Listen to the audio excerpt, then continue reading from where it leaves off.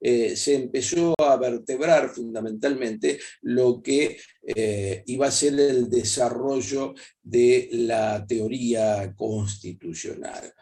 Dijimos también que en ese desarrollo de la teoría constitucional había una importante apertura que se había dado en el constitucionalismo clásico con una definición muy importante que era el reconocimiento de los estados por, digamos, la constitución, la base territorial que traía como consecuencia quienes se encontraban dentro de ese territorio que era su pueblo, y la creación también de otro de los esquemas fundamentales del constitucionalismo, que era el nacimiento de los estados modernos, es decir, los estados constitucionales, aquellos estados de derecho. Bueno, estas cuestiones nos hacen ver también algunos de los otros aspectos trascendentes, como son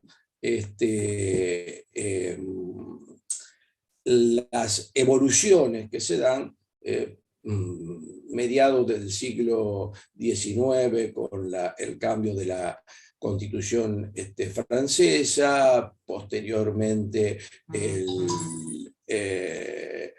la inclusión de los derechos económicos sociales a partir de 1917 con la Revolución Mexicana y la Constitución de México, y 1919 con la Constitución de Weimar. Luego, la tercera etapa que estamos hablando, de la Segunda Guerra Mundial, que es donde nos vamos a tratar de detener un poco en el día de hoy, teniendo en cuenta fundamentalmente que nos vamos a meter en uno de los aspectos trascendentes de nuestro programa, que habla fundamentalmente en el punto C, no, perdón,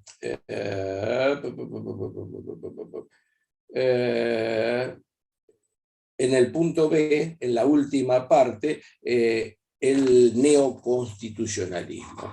¿Por qué lo dejamos para tratarlo aparte? Lo dejamos para tratarlo aparte porque fundamentalmente es el criterio actual, primero, y segundo, que tenemos también algunos debates que están relacionados con el nuevo constitucionalismo. Y es muy importante que allí, por supuesto, vayamos metiéndonos en forma clara, no solamente con los textos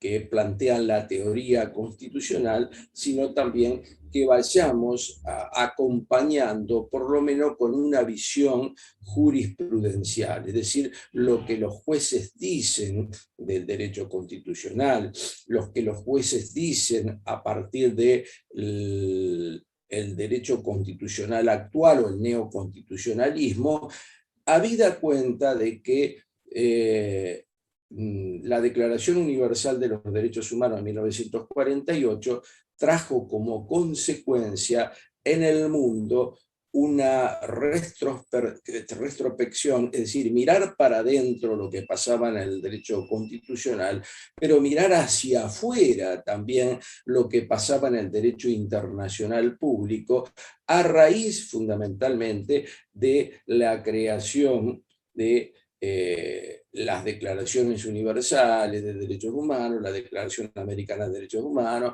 y algunas otras declaraciones que trajeron como consecuencia fundamentalmente una visión global de los derechos que empieza a discutirse la internacionalización de los derechos humanos, es decir, aquellos derechos que eran considerados derechos individuales, aquellos derechos económicos, sociales, que veían a la persona humana dentro de la sociedad y en el conjunto social de los países. Hoy vemos una situación de globalidad diferente, donde la búsqueda fundamentalmente de la universalidad de los derechos trae como consecuencia de que hay una mirada del derecho internacional y una mirada dentro del derecho interno, cómo van a ingresar las normas de derecho internacional dentro del derecho interno. Si bien sobre esto vamos a profundizar cuando ingresemos en la unidad tercera, como de alguna manera adelantamos en la clase anterior, vamos a plantearnos los efectos que ha venido trayendo, ¿no es cierto?, neoconstitucionalismo, que es un fenómeno del derecho constitucional que amplía la visión que tiene el derecho constitucional y la visión que tiene a la luz del derecho internacional. Esto me parece que amerita indudablemente un interés por parte de ustedes para poder ir verificando cómo se ha ido dando este desarrollo.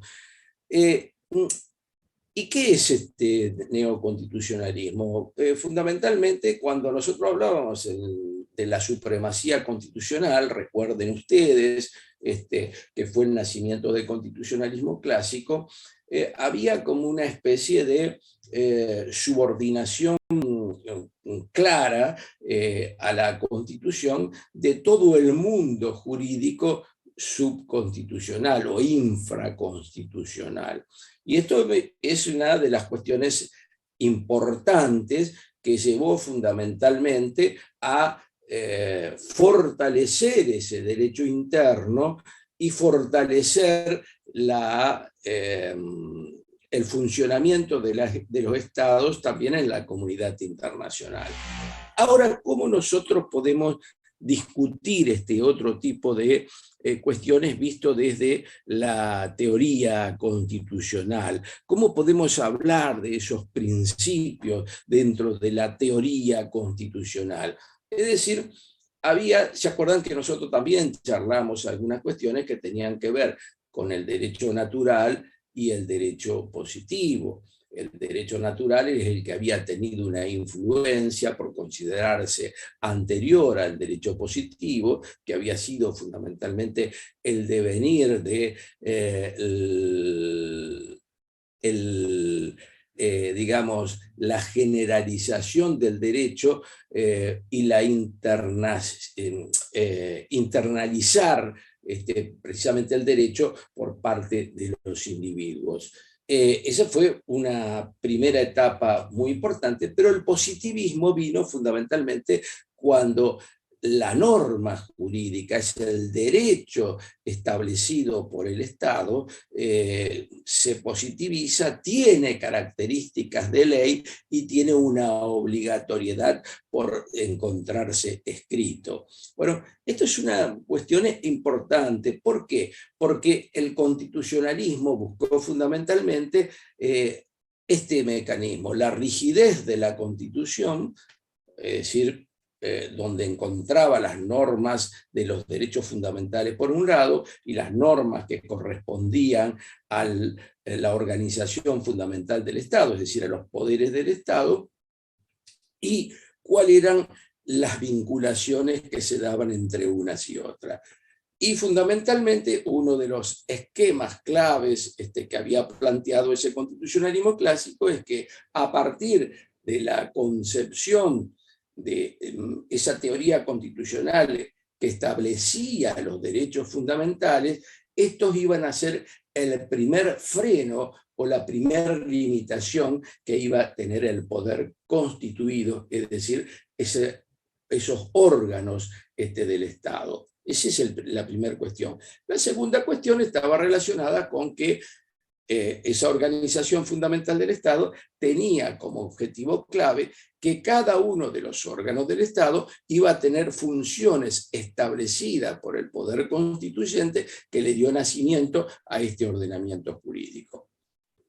Bien, dicho esto, nos encontramos ahora con que el correr del tiempo fue trayendo algunas consecuencias con respecto al derecho constitucional. Es decir, aquellas normas dictadas en una época determinada y que se mantienen con el correr del tiempo.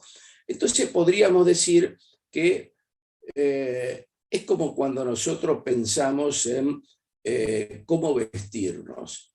Y cuando pensamos en cómo vestirnos, ¿qué es lo que pensamos normalmente?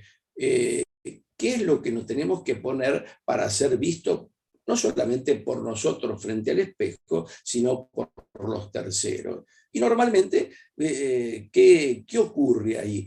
El devenir del tiempo ha traído como consecuencia cambios sustanciales que han dado lugar a distintos tipos de vestimenta. Lo digo de esta manera para que vayamos viendo que esas mutaciones que se dan, por ejemplo, en ese campo, también puede pasar lo mismo con el derecho. Es decir, es lo mismo el derecho de propiedad visto por los señores burgueses en el siglo XVII y XVIII a el derecho de propiedad visto en la actualidad, precisamente con situaciones totalmente diferentes a las que ocurrían en el siglo XVII y XVIII. Es lo mismo ver un esquema de libertad de pensamiento a la luz del siglo XVIII, a una libertad de pensamiento y de expresión a la luz de nuestro universo actual, de la realidad actual de hoy. Bueno, entonces nos encontramos a veces con que muchas de aquellas normas que surgieron fundamentalmente de los derechos individuales han quedado, como quien dice, encriptadas dentro de la Constitución, y ha habido modificaciones a las constituciones, pero estas, así como lo planteamos en las distintas etapas que se produjeron en el constitucionalismo clásico, social y el actual, nos damos cuenta que muchos quedaron redactados de la misma manera y algunos que se incorporaron o que modificaron las reformas, trajo como consecuencia un cambio. Y eso se tiene que ensamblar. Entonces existen posturas también con respecto a la interpretación de la Constitución, porque fundamentalmente hay muchos autores que hablan y dicen que las constituciones son constituciones vivientes, y como son constituciones vivientes, quiere decir que aquellos derechos consagrados en la Constitución en un momento histórico determinado deben de alguna manera visualizarse o adaptarse a la realidad política, económica, social, psicológica, etcétera, etcétera, actual. Es decir, cargamos de una interdisciplina muy importante, la cargamos de una realidad actual y entonces hacemos la interpretación. Entonces, bueno, la primera cuestión que nos tenemos que plantear en esta situación es ¿quién hace esta interpretación? ¿Quién va a ser el encargado de pensar en cómo interpretar el derecho a la actualidad sin alterar los principios de la teoría constitucional y de la supremacía de la Constitución? Bien, dicho esto, ¿se le ocurre a cualquiera de los que se encuentra hoy presente en la clase pensar qué hacer en esa circunstancia?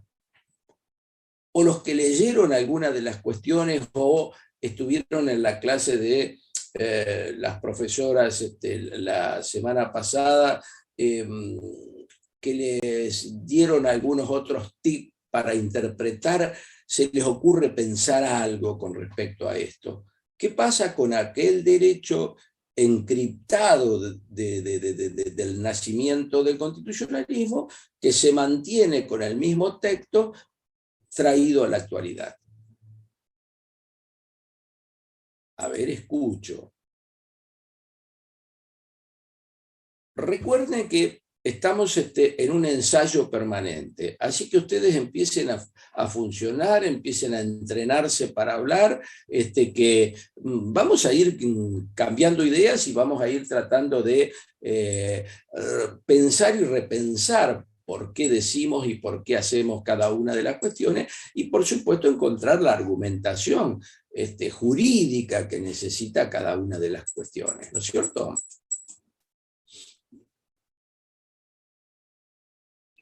Hola, A buenas ver, tardes, profesor. sí. El día viernes no tuvimos clase, por lo Ajá, menos la comisión A3.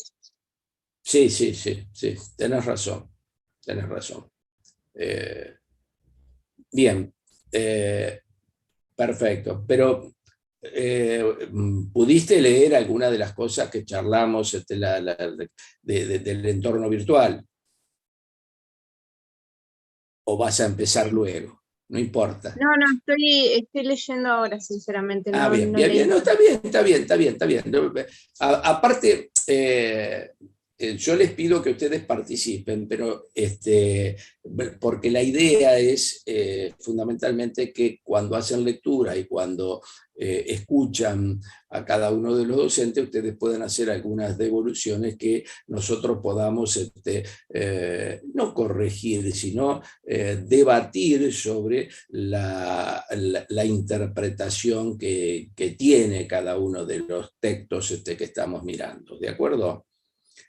Bueno, este tema del cual estoy tratando de esbozar hoy, hay un texto el profesor Alfonso Santiago que está subido en el entorno. Entonces yo les pediría que para la próxima clase intenten leerlo, intenten trabajarlo para poder ir entendiendo un poco lo que nosotros vamos a charlar en el día de hoy, ¿no es cierto? Es muy importante lo que ustedes hagan al respecto.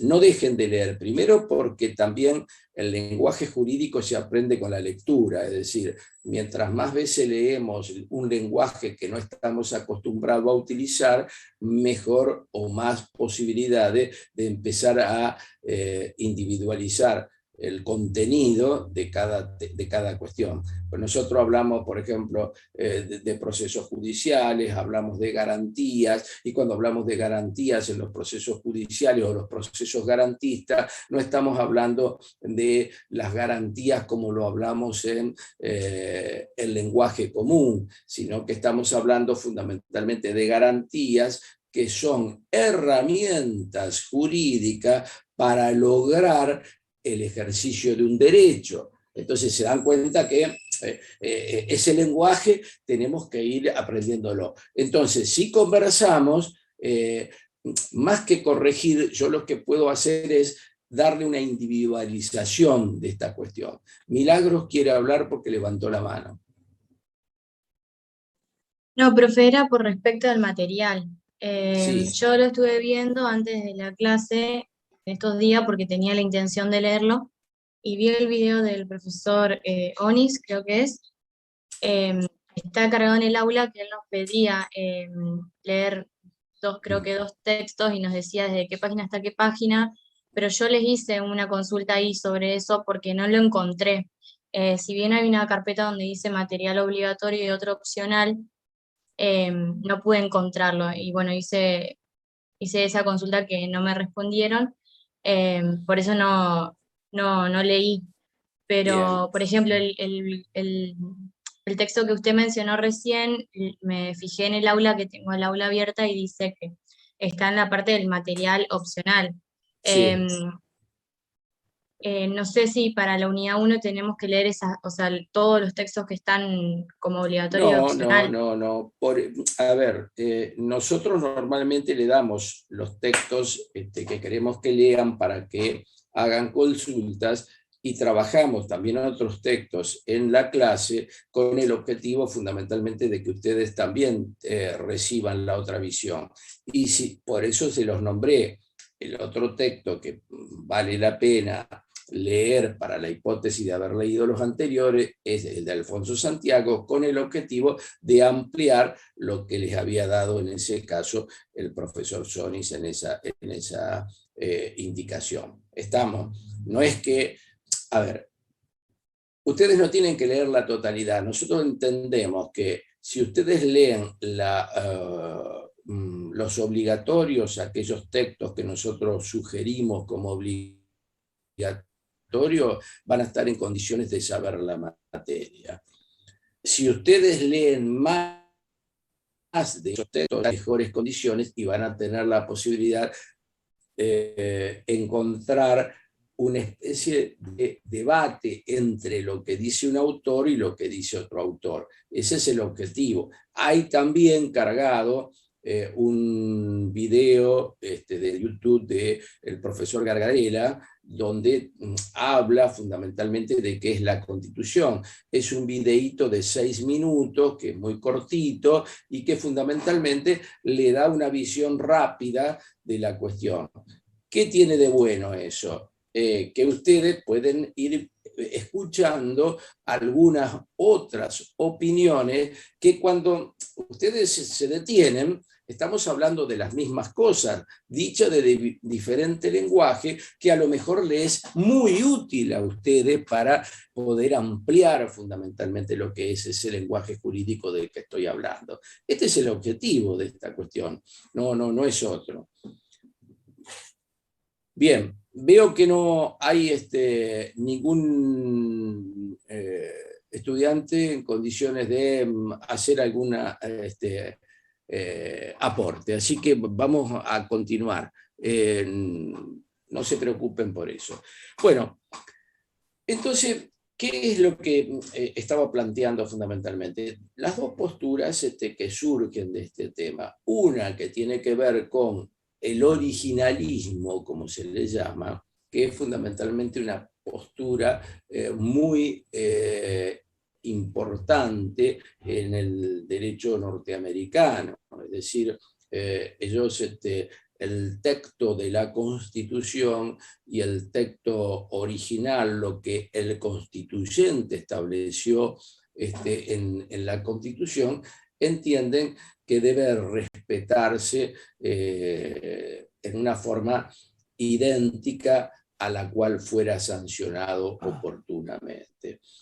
La otra teoría que estamos hablando, que es esta teoría de los principios constitucionales, apunta fundamentalmente a el derecho viviente, digamos, es decir, cómo una interpretación de un texto constitucional que ha pasado a lo mejor 200 años y se mantiene con la misma textura, digamos, léxica, requiere fundamentalmente de una interpretación actualizada. Rocío, ¿querés hablar?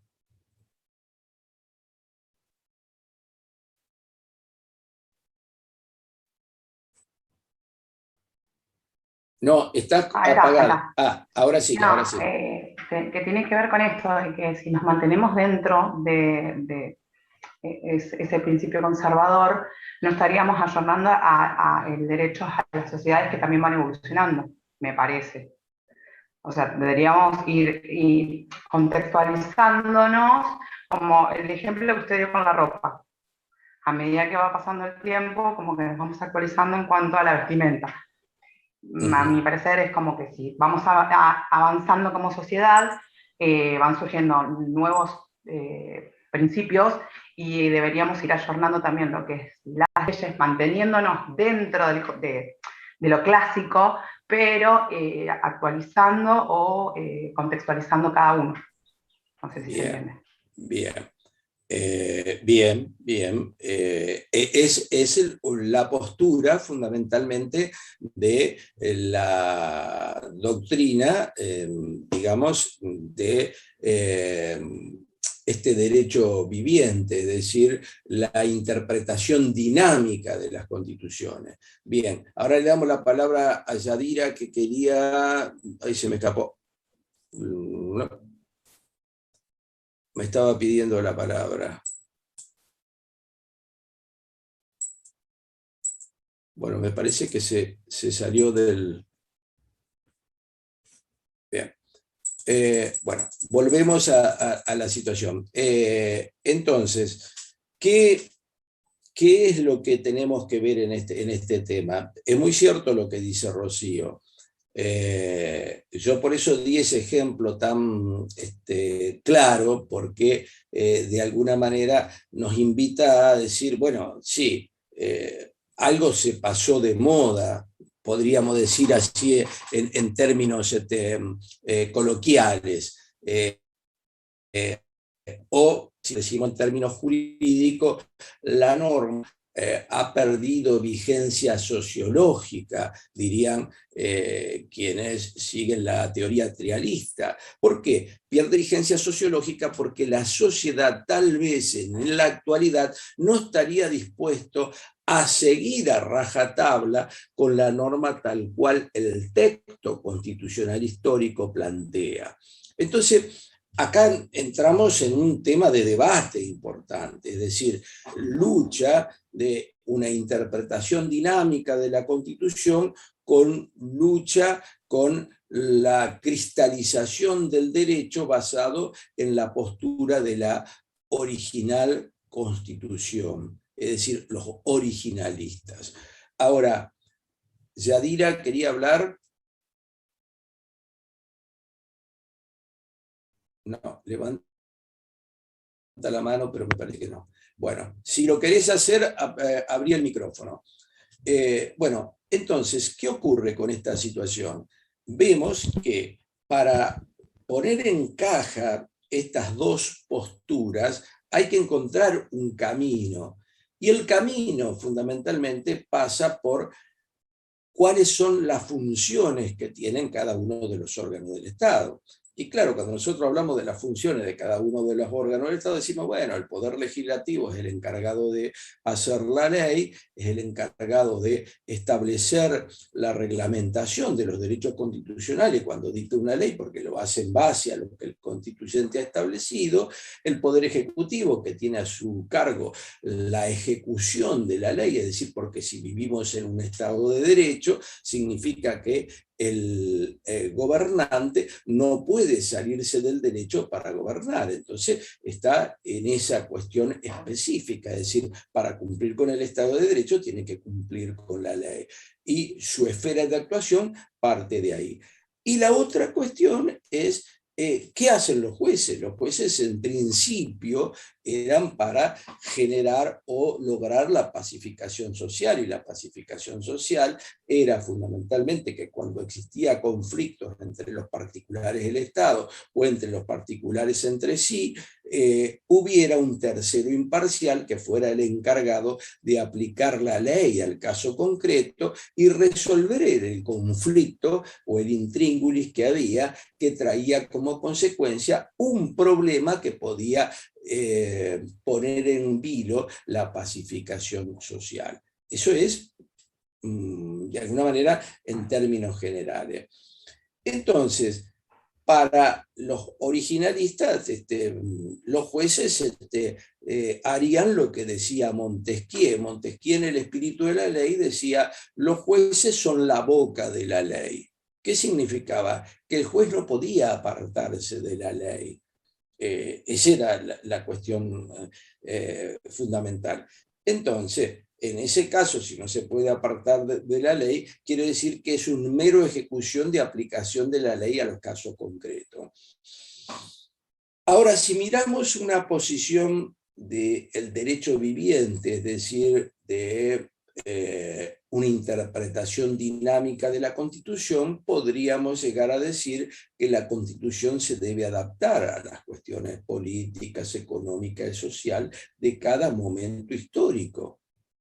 Entonces, por eso es que, por un lado, se puede permitir una reforma constitucional para ayornarla, para traerla al presente, o por otro lado podría hacerse directamente porque las normas constitucionales lo que establece son principios y derechos, y la interpretación de esta técnicamente podría estar a cargo también del Poder judicial, con lo cual traería como consecuencia que los jueces no son, como decía Montesquieu, aquellos meros ejecutores de la norma, sino que a su vez la interpretan, hacen un análisis intrínseco.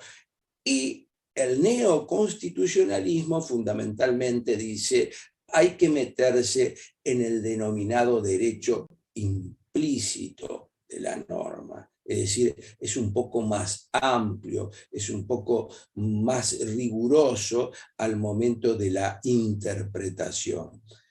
Esto, por supuesto, trae como consecuencia, ¿no es cierto?, cómo se utiliza en los distintos modelos constitucionales. Porque cuando hablamos fundamentalmente de los modelos constitucionales europeos, nos vamos a dar cuenta que tienen una característica diferenciada en cuanto a qué tipo de poder judicial tienen, frente a los americanos, que tienen un mecanismo un poco más riguroso en cuanto a la participación que deben tener los poderes, el Poder Judicial, para la interpretación de la norma y sobre todo para la interpretación de la Constitución. Entonces, esto es bueno no perderlo de vista. Primer avance, y que vamos de alguna manera afianzando la postura de Rocío cuando fue planteando este tipo de cuestiones. Entonces, yo diría algunas de las cosas que pasaron fundamentalmente luego de la Segunda Guerra Mundial, donde empezó a desarrollarse esta teoría que verdaderamente empieza a tener un éxito más o menos importante a partir de fines del siglo pasado y comienzos del siglo XXI. Y más temprano, que fue luego, enseguida de la Segunda Guerra Mundial, lo que pasa con Alemania en el caso de la ley de Bonn y la creación de los tribunales constitucionales, con el objetivo fundamentalmente de la interpretación de la Constitución únicamente por un tribunal constitucional, no una interpretación por cualquier juez. Esa es la primera cuestión. La segunda cuestión son países como Italia y Francia, que por supuesto tenían, sobre todo los franceses, alguna concepción disvaliosa con respecto a las garantías que le podía dar el Poder Judicial en relación a considerarlo un poder conservador.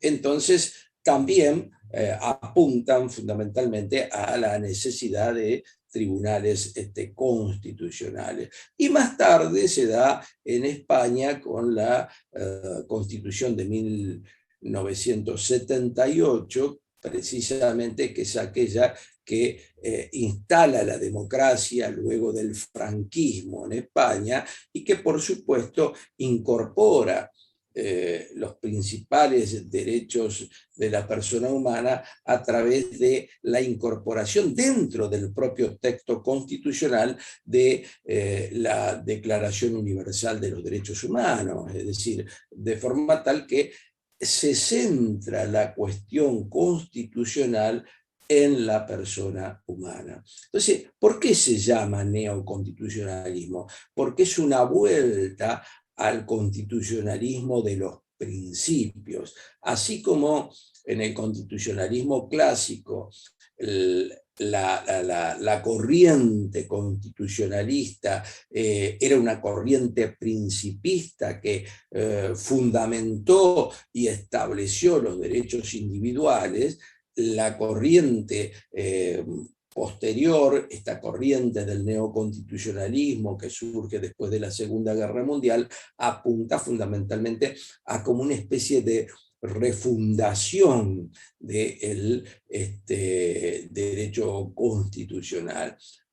Un autor alemán muy importante, que es Zagrebelki, habla para entender esta situación y dice, nosotros tenemos que hablar del denominado derecho constitucional visto desde el punto de vista dúctil, es decir, el derecho dúctil, es un derecho más flexible, es decir, más interpretado por el juez. Claro, Zagrebelki, es importante que le cuente que es un juez alemán.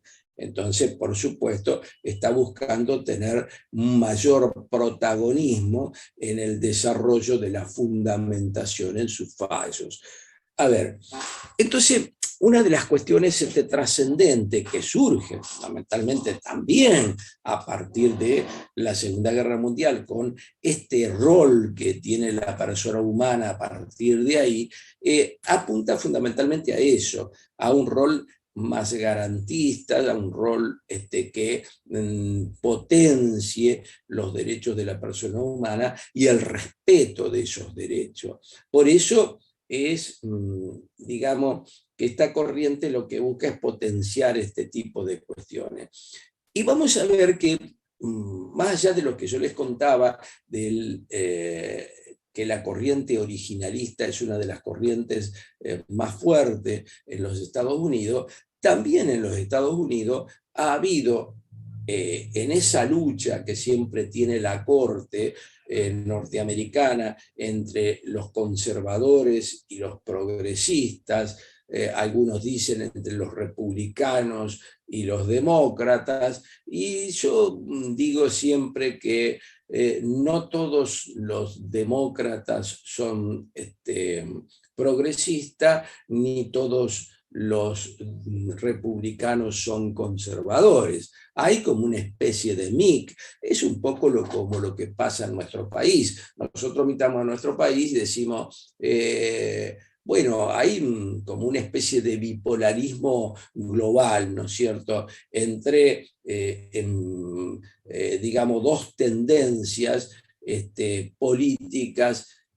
Pero, a ver, ¿están todos los progresistas en una tendencia y todos los conservadores en la otra?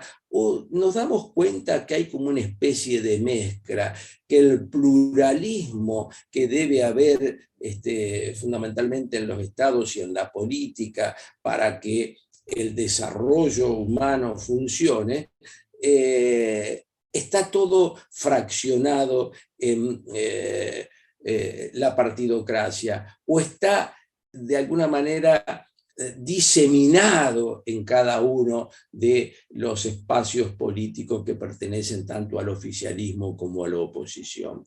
Y yo creo que hay una cuestión de diseminación, hay una cuestión que nos va a ir demostrando con el correr del estudio del derecho que es muy importante que nosotros no nos cerremos a una cuestión y creamos que esa cuestión es la única, sino que pensemos que esa cuestión es mucho más amplia y hay que verla desde el punto de vista específico del estudio que estamos haciendo. Entonces yo citaría también otro de los autores italianos que plantea fundamentalmente dentro de esta corriente neoconstitucionalista algunos temas clave. Dice, normalmente nosotros cuando hablamos del constitucionalismo, hablamos de un constitucionalismo basado en constituciones rígidas, ¿no es cierto?, en esas constituciones que establecen fundamentalmente que para modificarlas necesitan siempre un consenso muy alto, y ese consenso muy alto significa que para lograrlo cuesta mucho trabajo, y por eso las constituciones pueden llegar a desactualizarse, y ahí le damos la razón a Rocío, ¿no es cierto? Pero ¿qué pasa? Las propias constituciones terminan estableciendo fundamentalmente lo que son las garantías de los principios a través de la garantía de supremacía que debe tener la Constitución dentro del ordenamiento jurídico, ¿no es cierto? Después pensemos en eso y pensemos que para que tenga supremacía tiene que tener una fuerza vinculante frente al resto del ordenamiento jurídico, ¿no es cierto? Y después tiene que tener la posibilidad de que cuando existe un conflicto de normas tenga una aplicación directa, a lo mejor la Constitución, o tenga una visión de aplicación directa por parte de los jueces, la Constitución. Entonces, ¿qué estamos hablando acá? Estamos hablando fundamentalmente de la interpretación de la Constitución, de la interpretación del derecho. Y en la interpretación del derecho tenemos las gradaciones de las distintas normas. Supremacía constitucional, el resto de las normas. Pero aparte, ¿qué decíamos? ¿Por qué hablábamos de la influencia de la Segunda Guerra Mundial? Porque en la influencia de la Segunda Guerra Mundial se produjo otro de los claros, digamos, movimientos jurídicos a través de la internacionalización de los derechos humanos, es decir, ya no los derechos humanos vistos desde adentro de los estados, sino los derechos humanos vistos desde la globalización internacional. Esa es una cuestión elemental. ¿Por qué? Porque al surgir los tratados internacionales y la influencia que estos van a tener en el derecho interno, vamos a tener otra fuente de derecho que algunos ya habrán empezado a charlarlo en el día jueves, perdón por los del día viernes que no tuvieron clase, pero la tendrán el que viene y vamos a discutir esta cuestión para que no ocurra nuevamente. Y vamos a tener una cuestión importante. Eso va a producir fundamentalmente una interpretación que viene a ser cómo debe aplicarse el derecho. Y el cómo debe aplicarse el derecho, ahí es donde seguimos en esta discusión entre originalistas y aplicación dinámica o constitución viviente. Es decir, estas dos cuestiones. Entonces, ¿ahí qué va a pasar? Quiere decir que la Constitución va a tener una influencia muy, pero muy importante en el debate político. ¿Por qué? Porque la Constitución, en principio, recuerden cuando nosotros planteamos el constitucionalismo clásico, es fundamentalmente una constitución política, es decir, es una sociedad que se pone de acuerdo para establecer las reglas de juego que va a tener para someterse a ella, que es el derecho constitucional, que es las constituciones. Entonces, ¿qué ocurre? Si la Constitución va a tener una influencia política, va a tener como consecuencia también un gran debate, y es lo que hoy se discute muchísimo, que es el debate democrático constitucional. Pero no confundir con lo que es el debate democrático constitucional con que sea un debate que surge pura y exclusivamente por mayorías circunstanciales en un momento histórico determinado en el cual un oficialismo quiera imponer a la oposición este debate sin debate.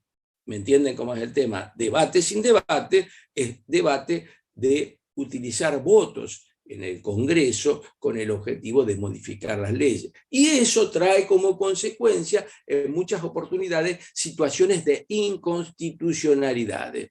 Les voy a contar un caso fundamentalmente llevándolos al derecho norteamericano para que veamos la cuestión sin pasiones. Porque vieron que cuando nosotros nos salimos para mirar una cuestión en otro lado, por ejemplo, en la casa del vecino, somos reobjetivos. Y cuando miramos nuestras cosas en nuestra casa, ante la misma situación, no somos objetivos. Vieron que esto suele ocurrir, ¿no? Es un defecto también del ser humano. Bueno, entonces hay una causa muy interesante que se da la tengo anotada porque no me acuerdo bien la carátula, es Romer versus Evans. Romer versus Evans es un caso de Estados Unidos contra el estado de Colorado, donde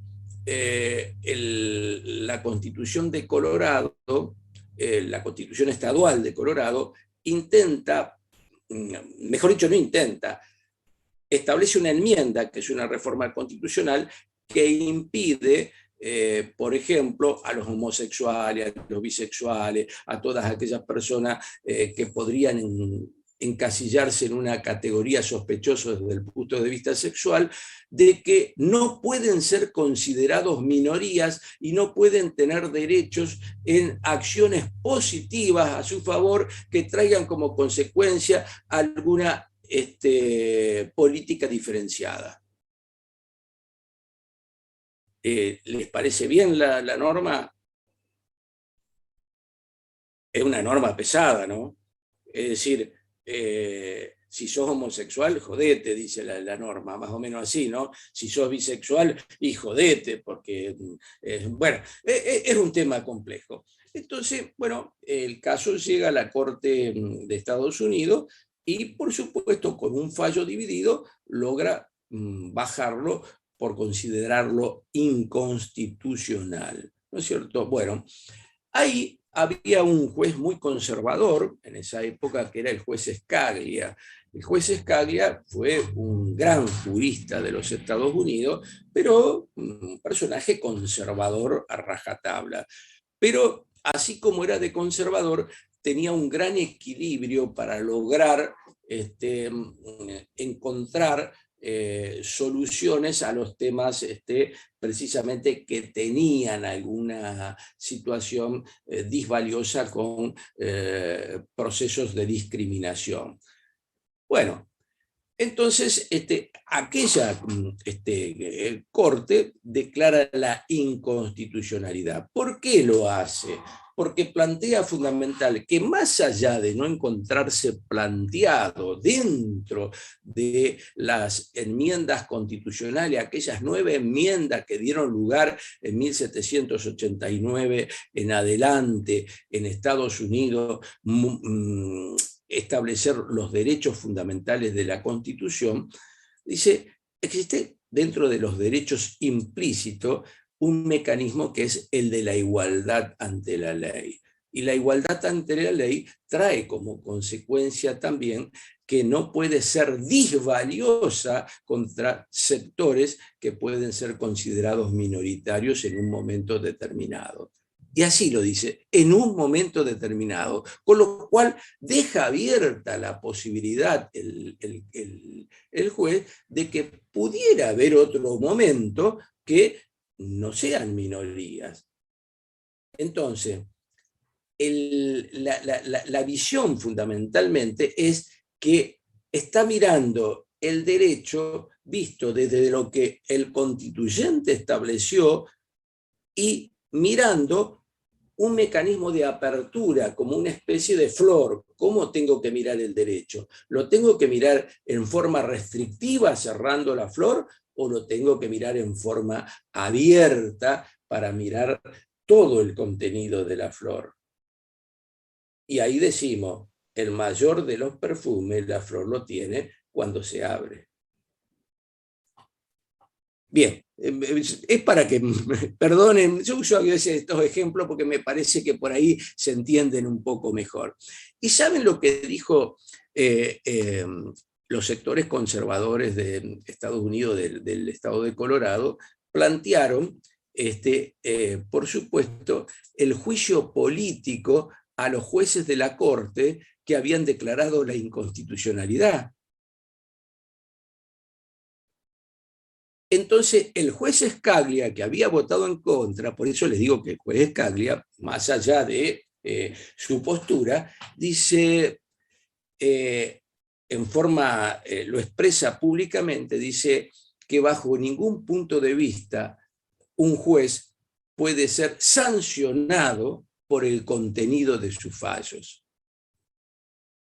porque está haciendo una interpretación del derecho. Con lo cual, evidentemente, habla muy bien de él, porque precisamente cuán mejor podría haber sido para el juez Scalia que le sacaran a esos 3 jueces progresistas para poder tener mayoría en esa corte. Sin embargo, él termina diciendo que esta es una cuestión que no amerita fundamentalmente un escrutinio de juicio político para imponerle al juez cómo debe fallar.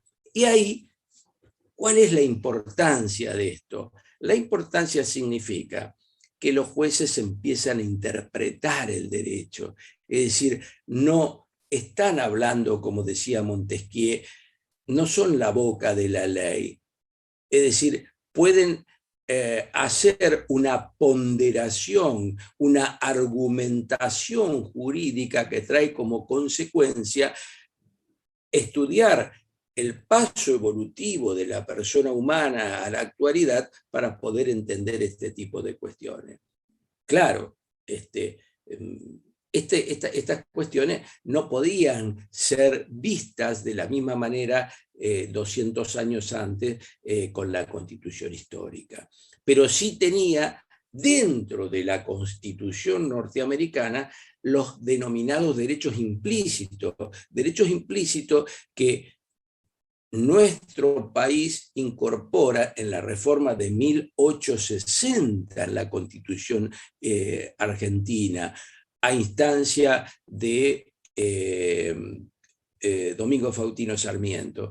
Y esto es importantísimo tenerlo en cuenta. ¿Por qué? Porque eso nos abre un poco la cabeza para entender el derecho. El derecho no puede ser una cuestión, digamos, cristalizada, pero tampoco puede ser una cuestión que la podamos manejar como si fuera una plastilina, sino que la interpretación debe ser jurídica, basada en principios, basada fundamentalmente en una tendencia que tiene que ver con que la Constitución es un sistema jurídico, y como es un sistema jurídico, los derechos son interdependientes. Empecemos a aprender esto desde las primeras materias. ¿Qué significa el derecho interdependiente? Es decir, que nosotros vamos a cruzar todos los derechos que tenemos para poder ejercerlos y gozarlos en forma adecuada. Porque si no, un derecho se va a encontrar por encima de los otros. Y cuando nosotros hablamos de los derechos constitucionales, no podemos decir que un derecho constitucional es superior a otro derecho constitucional, sino que todos los derechos constitucionales, desde el punto de vista de los valores, debemos considerarlos que se encuentran dentro de la misma grilla de partida.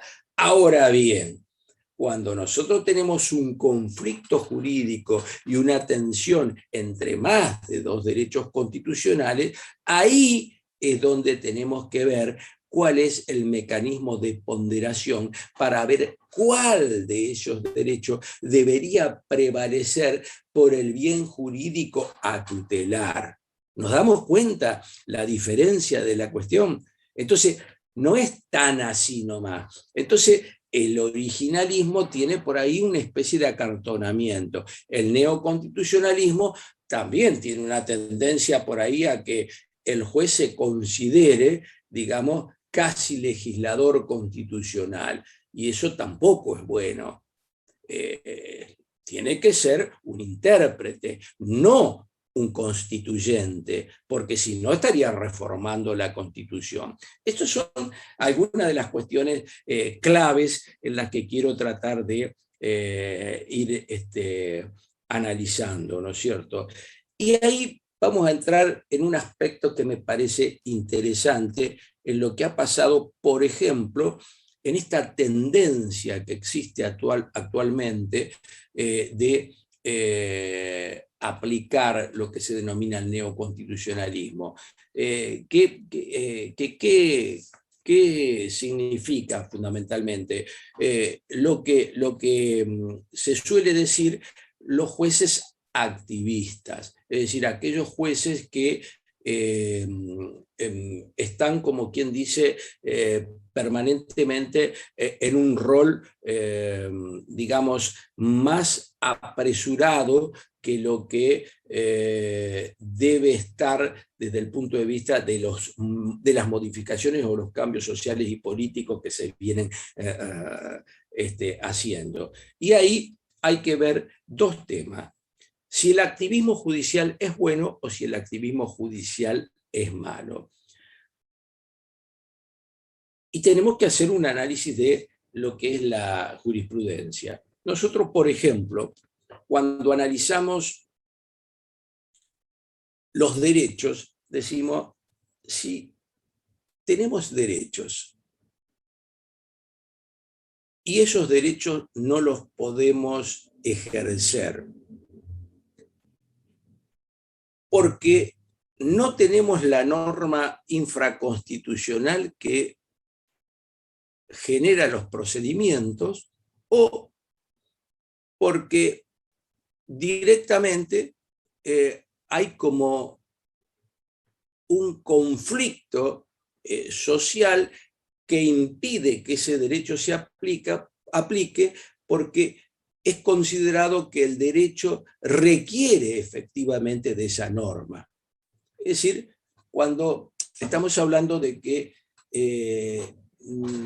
los derechos, como la propia Constitución lo dice, son de acuerdo a lo que reglamenten las leyes. Y entonces ahí empezamos a darnos cuenta que el derecho tiene un carácter de programático. Vieron que ustedes tienen ahí un puntito más abajo que habla de las normas programáticas. Y si todo el derecho que tenemos en la Constitución es programático, significa que indudablemente, al no ser una norma operativa, ese derecho es inaplicable. Estamos siempre necesitando de una norma que habilite el ejercicio del derecho. Y es un tema problemático. O no tenemos la norma procesal que habilite ese derecho que consideramos que puede ser operativo, y entonces el juez dice, pero usted no tiene acción para pedir este derecho. Entonces, de todas maneras, me están negando el derecho, diciéndome que no tengo acción por otra vía, sin decir que es programático. Me están diciendo, usted no tiene, digamos, la herramienta, la llave para abrir el candado que le permite acceder al derecho. ¿Qué les parece esto? Es un tema complejo.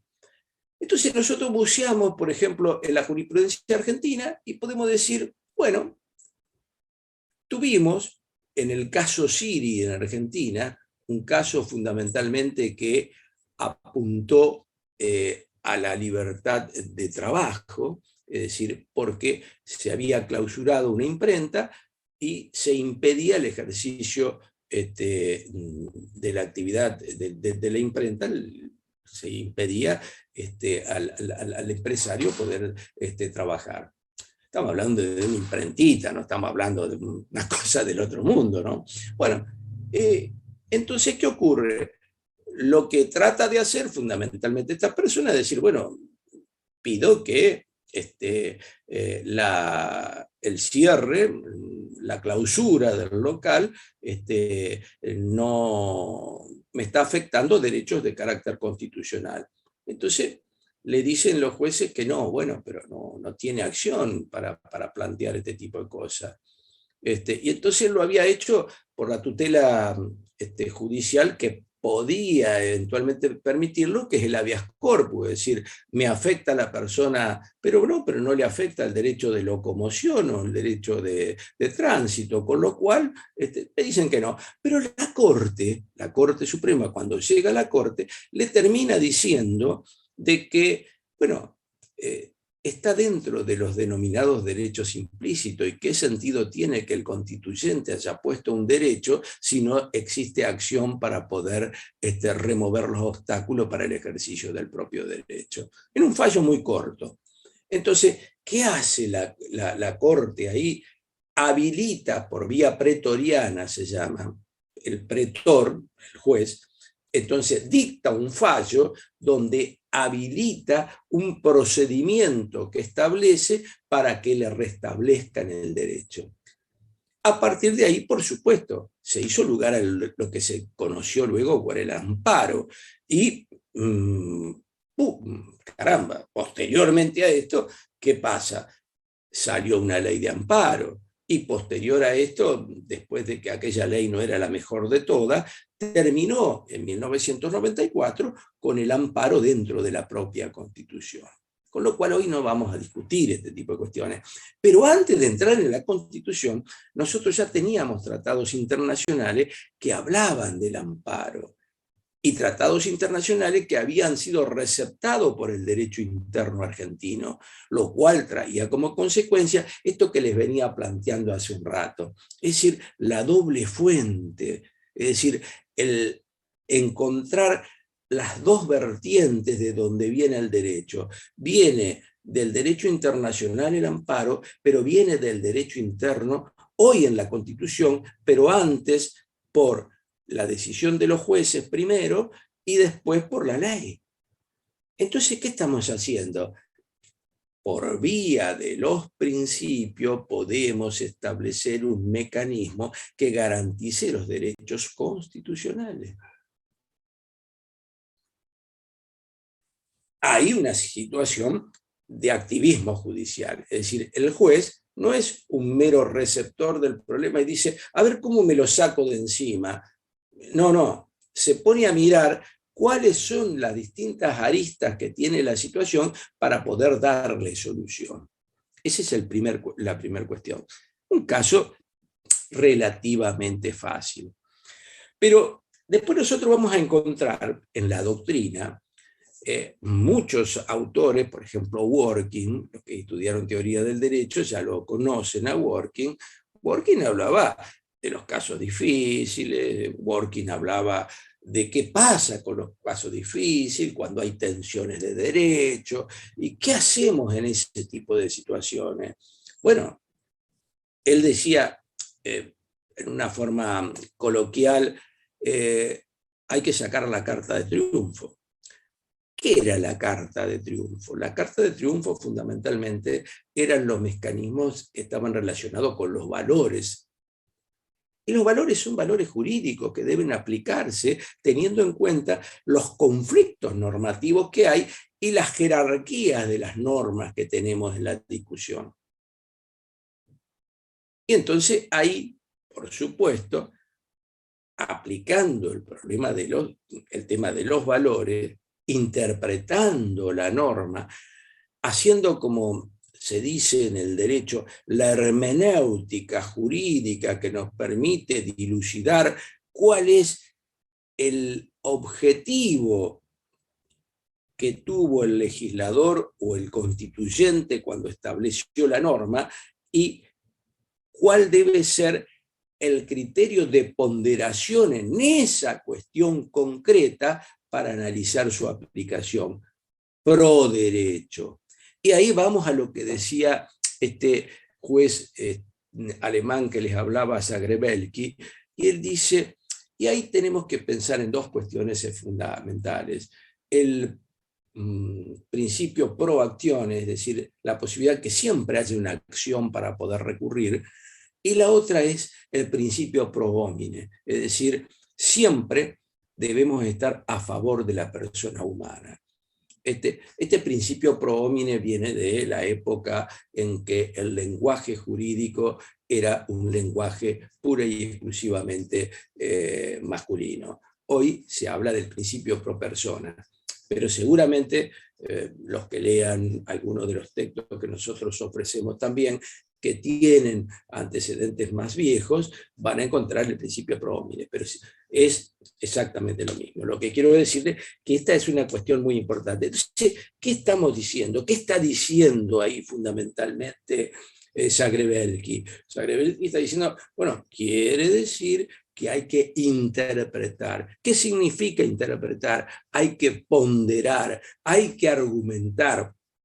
Y la ponderación y la argumentación tienen que ser de carácter jurídico. Es decir, ponemos un silogismo para que nos lleve precisamente del conflicto a la solución. Y el conflicto tiene que ser la aplicación del derecho. Y la aplicación del derecho debe ser garantizando la igualdad de quienes intervienen en los procesos. ¿Y qué significa esto? Que para tomar una decisión, entonces el caso pasa a convertirse en el caso difícil, como decía Working, y a veces hay que generar algún sacrificio precisamente para garantizar la pacificación social. Y vamos a encontrar que la solución, a lo mejor por encontrarse derechos constitucionales en tensión o derechos convencionales en tensión, porque hoy, ¿cuál es el otro problema actual? Con esto que les planteaba de la importancia de esta fuente de derecho, que es el derecho internacional, tenemos el denominado derecho convencional de las convenciones internacionales. Entonces, lo que hace fundamentalmente el juez en ese caso es generar un mecanismo armónico que garantice uno de los temas trascendentes, que el valor justicia prevalezca garantizando la igualdad precisamente de trato. ¿Entendemos la situación? Si hay alguna Sí, duda, pregunten. Yadira tiene la mano levantada, Yadira Domínguez. Hola, ¿me escuchan? Sí, te escuchamos perfectamente, no te vemos, pero Porque te tengo, escuchamos. sí, no, porque tengo el internet muy inestable. No te preocupes, no te preocupes. Te digo, no te vemos nada más. No, quería Decí. agregar esto de que me parece a mí, desde lo que he estudiado, que tampoco es mucho, que me parece que la justicia argentina o los jueces argentinos miran mucho solamente la ley y que hay que rescatar, y que es un poco valioso también, lo que hacen en Estados Unidos, que es hacer interpretaciones, como decías recién, porque se deja mucho en la ley, no, bueno, no hay una ley, entonces no se puede hacer nada. Y se tiene que interpretar, como en el caso que se hablaba recién del amparo y mirar al derecho más ampliamente, no solamente la norma nacional, porque el resultado es de que había un tratado internacional en el que amparaba eso. Entonces, es como que yo creo que es un tema, por así decirlo, de que se mira solamente como una ley puntual o una ley nacional o provincial y no se hace el recorrido general que el derecho tiene, porque no es que no hay tratados nacionales que los hemos pedido, sí tenemos, pero por ahí muchas veces no se miran, no se buscan, entonces es un problema también. Y esto de lo que hablabas recién del originalismo y del neoconstitucionalismo, es como que ambos extremos están mal, hay que encontrar como un equilibrio entre ellos dos, ¿no? Claro. Perfecto. Muy buena tu interpretación, Yadira. Así que veo que estás atenta y has leído también las dos cosas. Pero es muy importante, por eso digo ahí la participación de ustedes, porque en muchas oportunidades podemos cambiar algunas ideas que, por supuesto, se pueden escapar o en la no presencialidad que nos estamos viendo con tranquilidad a las caras y vamos viendo, hay cara de preocupación con lo que estamos hablando, uno puede ir modificando, ¿no es cierto?, las cuestiones o tratando de explicar un poco mejor. Acá yo miro y veo algunas caras, pero por ahí se me escapan, ¿no? Bueno, ahí está Abril, que también quiere hacer una acotación. Abril, adelante. Sí, quería preguntar algo sobre el neoconstitucionalismo. Cuando llega el neoconstitucionalismo es que trae el estado de estado social, digamos, Uh-huh. o no es así, porque estoy un poco confundida con eso. No, a ver.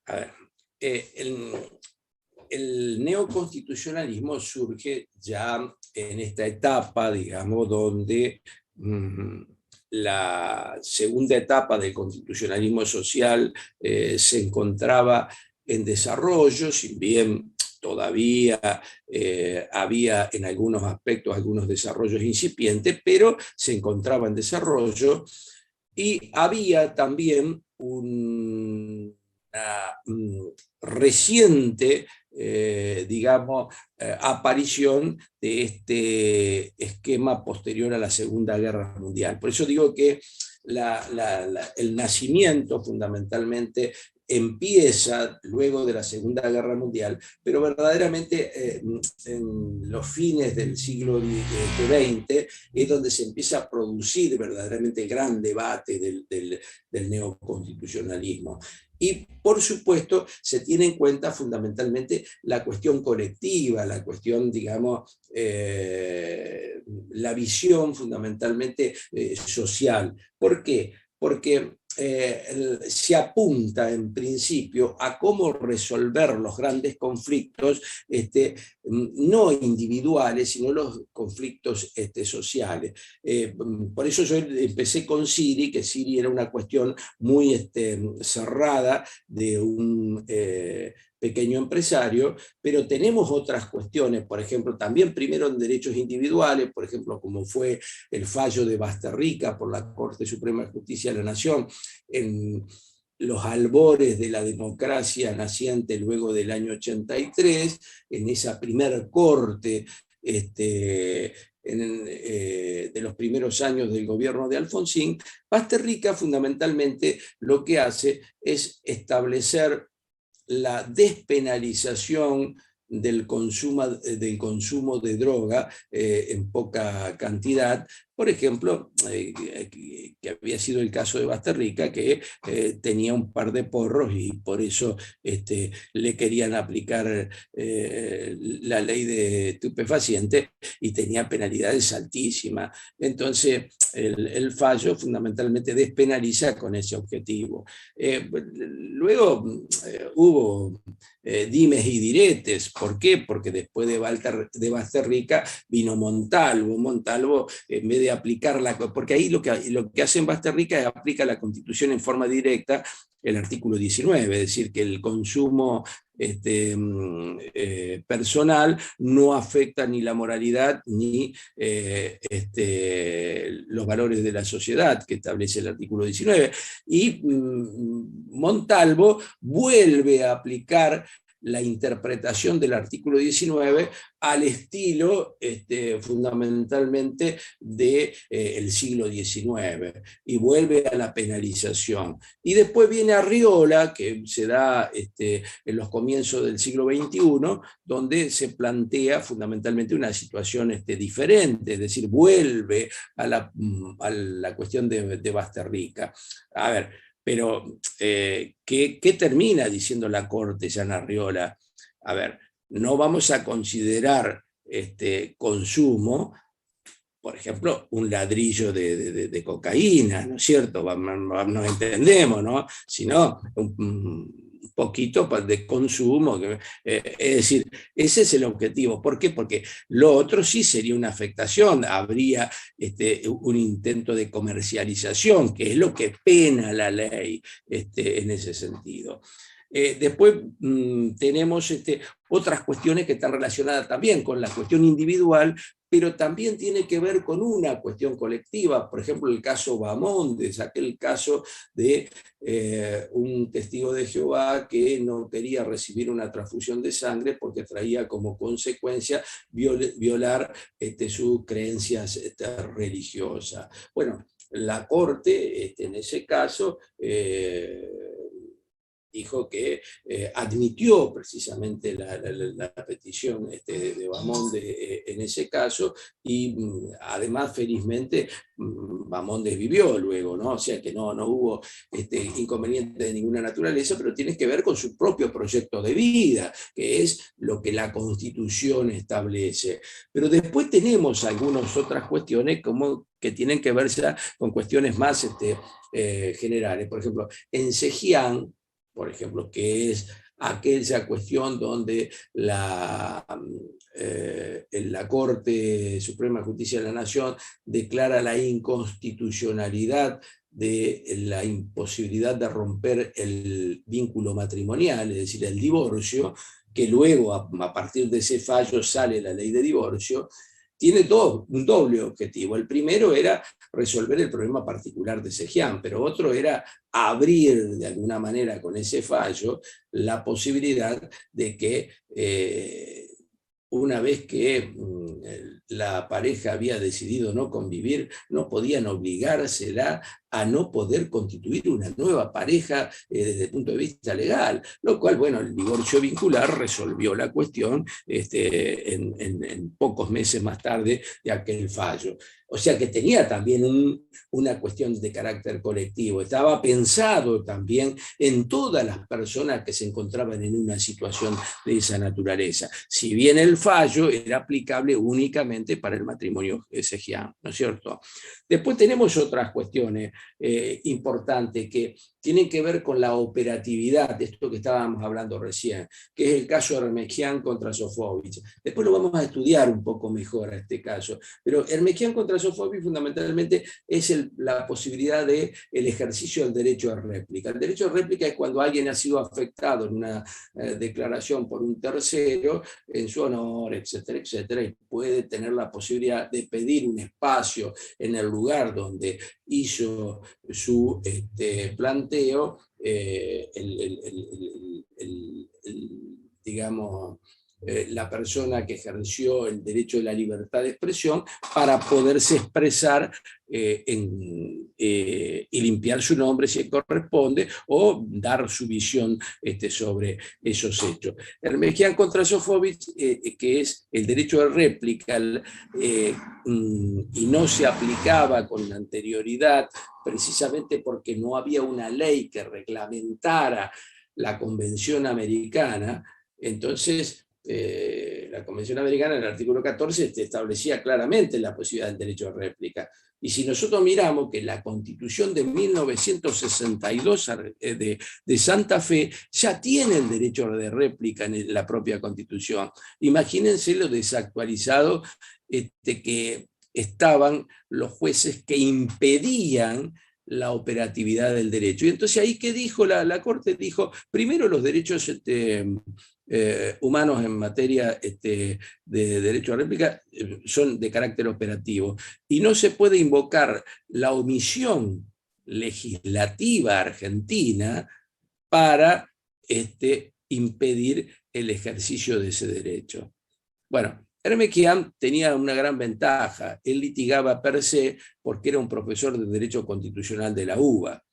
Recuerden ustedes que yo siempre les di, creo que en la primera clase, Ermekian como uno de los textos importantes para tener en cuenta.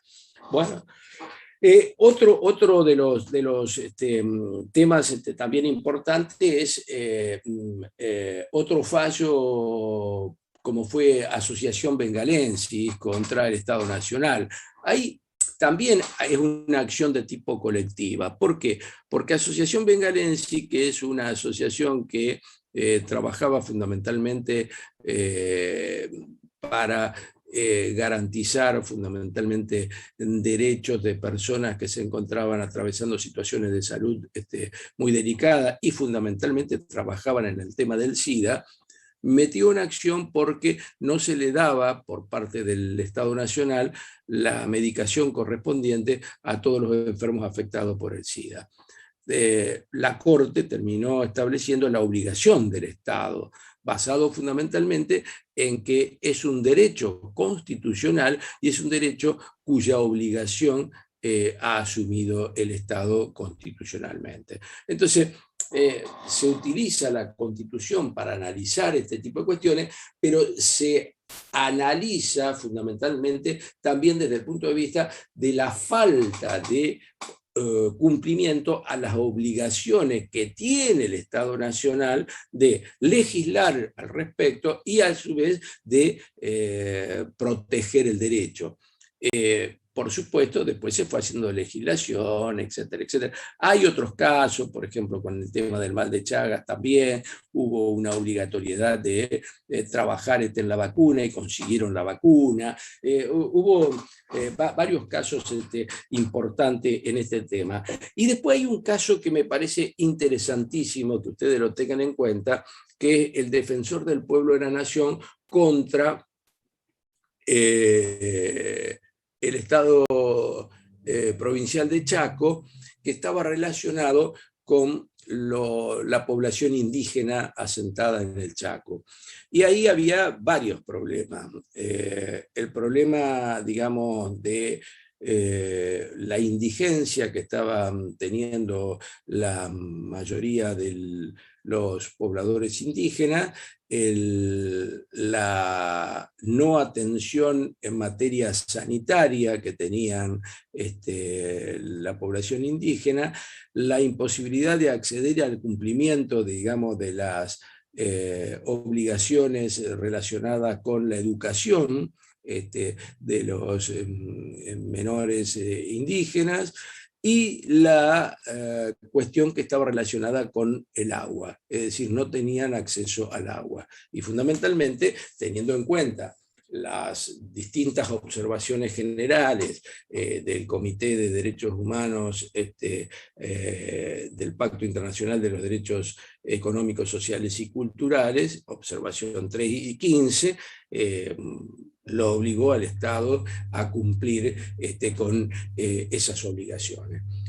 Y por supuesto cumplir con una obligación constitucional, que es la que establece actualmente la propia Constitución después de la reforma de 1994. Bueno, en prieta síntesis, esto es un poco más o menos la cuestión para que ustedes lo vean. Entonces, los jueces activistas, un poco lo que decía Rocío, está bueno, pero está bueno hasta ahí también, no es cuestión de que hagan todo, porque hay otras causas, por ejemplo, Berbisky en materia de no Berbisky vacunándose, es el mismo Berbisky, pero no vacunándose. La causa se llama Berbisky porque es presidente del Centro de Estudios Económicos Sociales, del CELS. Pero sus buenos modales no son los que llegaron ahí, sino que quienes intentaron este tipo de cosas son los abogados que trabajan en el CELS. Y fundamentalmente era por el hacinamiento en las cárceles en la provincia de Buenos Aires, y consiguieron fundamentalmente con ese fallo dos aspectos trascendentes. Los jueces de la Corte que se metieron en el conflicto y hasta hicieron recomendaciones al Estado de Buenos Aires para que se legisle sobre la prisión preventiva y sobre las normas de carácter procesal. Y por supuesto, después dio un fallo en el cual le dio un plazo determinado para que todos aquellos que se encontraban detenidos y enfermos en las comisarías se los redistribuyeran los servicios penitenciarios acorde para el cumplimiento de las penas. Bueno, ese es un fallo interesante, muy bueno. Todavía la provincia de Buenos Aires no cumple de ese fallo que es del año 2005 y que había comenzado la acción en el año 1999, han pasado 20 años, lo cual está demostrando que el Estado también omite el cumplimiento, y no importa cuál es el signo político que lo gobierna. Lamentablemente hay una recurrencia al cumplimiento de las obligaciones que el Estado debe tener.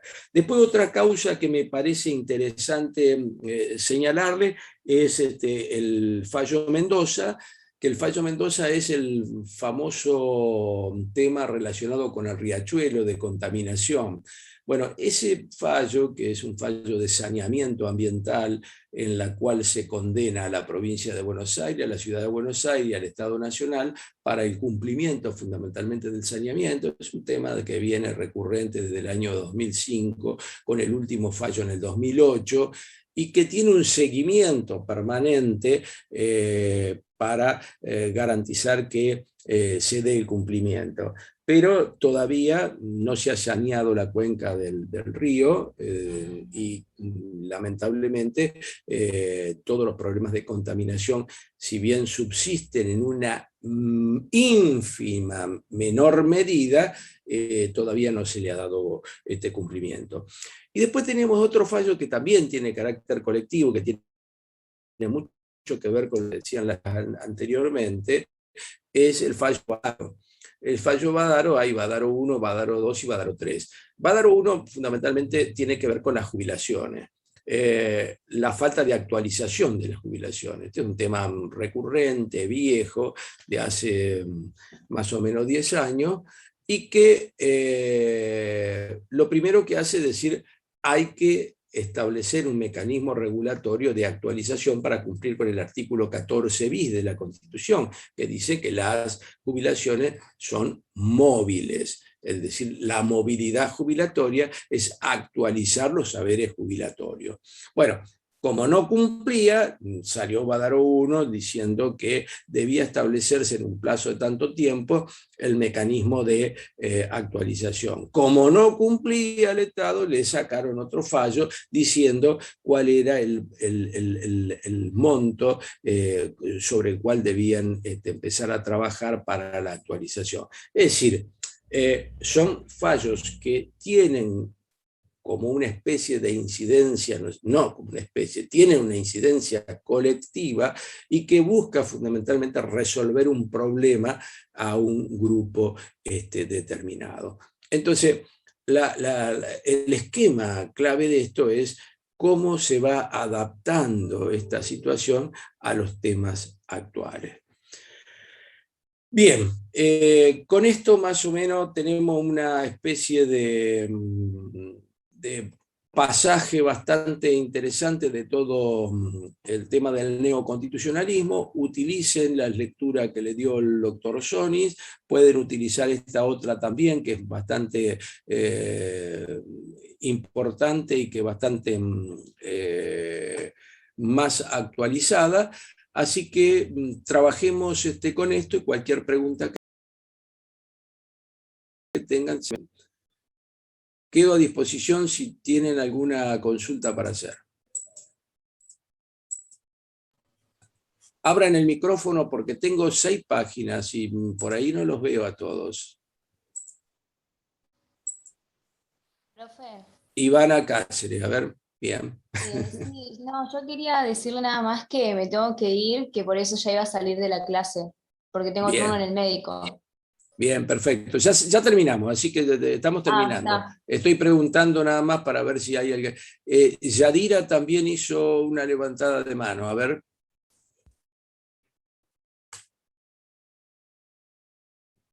Yadira Domínguez.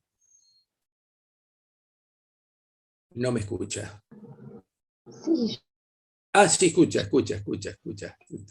¿Ahí me escuchan? Ahora te escucho perfecto. Sí, adelante. Sí. Cuando se habla del concepto de constitución y habla de un concepto amplio o empírico, habla sobre denominación de antiguo, historicista, normativo, existencial o decisionista y sociológico jurídico. ¿Eso qué sería? ¿A qué hace alusión, digamos? Porque no entendí. Está en el texto de Videgain. De Videgain, sí. Bueno, el texto de Videgain es un texto que los introduce en el derecho. No te alcancé a sentir bien lo que dijiste, porque hablaste muy bajito. Si querés, releelo para que lo escuchen todos. Sí. En la página 17 habla sobre el concepto amplio de constitución. Y habla sobre algunos conceptos, dice antiguo, historicista, normativo, existencial, decisionista, sociólogo jurídico. ¿Hace alusión a las distintas concepciones que hay sobre lo que es la Constitución? A las distintas concepciones vistas por los distintos estudiosos del derecho. Es decir, la cuestión amplia también la plantea Nino en Fundamentos de Derecho Constitucional, y tiene que ver fundamentalmente por cuál es la cuestión, por dónde comenzás el estudio de la Constitución. Normalmente cuando vos hablás con los, o estudiás a los autores más modernos, habla del racional normativo. Es decir, ¿por qué? Porque el esquema de estudio de la Constitución fundamentalmente tiene que ver el racionalismo, es una teoría más kantiana, es decir, Immanuel Kant fundamentalmente veía la cuestión desde el punto de vista de la razón. Entonces, la cuestión vista desde el punto de vista de la razón es la que te hace analizar el derecho desde el punto de vista racional. Entonces vamos a estudiar, por ejemplo, no sé, derecho,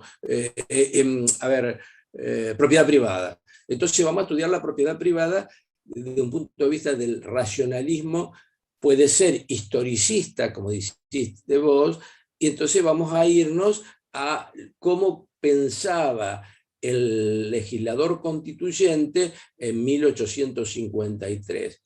Pero cuando nosotros analizamos esa cuestión vista desde la racionalidad jurídica y la actualidad, decimos, a ver, muy bien, aquella cuestión que planteaba el ejercicio de la propiedad privada, ¿es absoluta o es relativa? Vista desde el punto de vista de que todos los derechos son relativos y visto desde el punto de vista de cómo lo plantea el constituyente en el 15 y 17, podríamos decir que se trataría de un derecho absoluto. No, no es absoluto. ¿Por qué?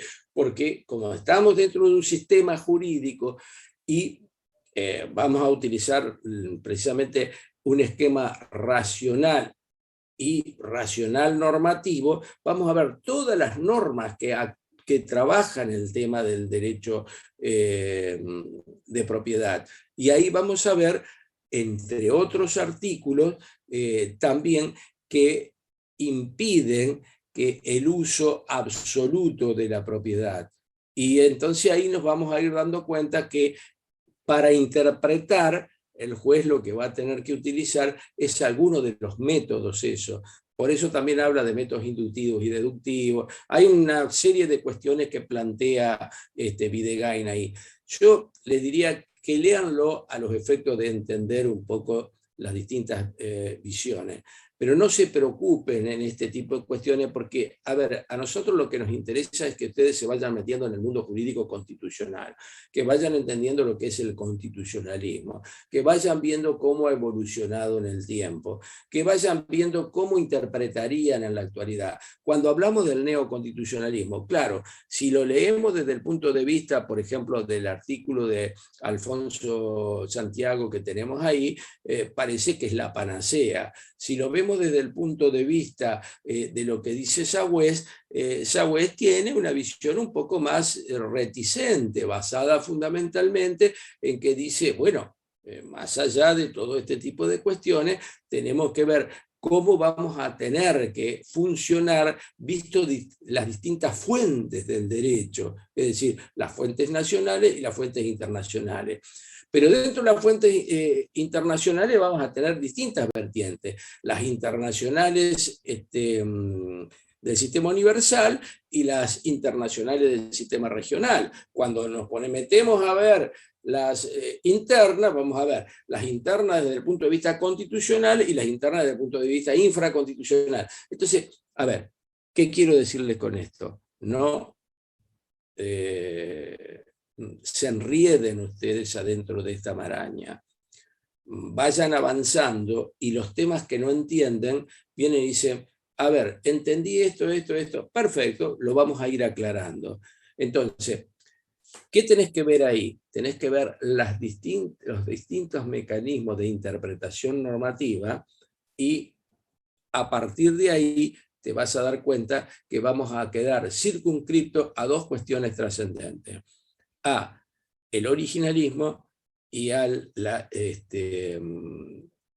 interpretación dinámica o progresiva. Y todos los demás se van a ir acomodando, pero se van a ir acomodando a esa situación. No sé si te aclaré o te compliqué más la situación.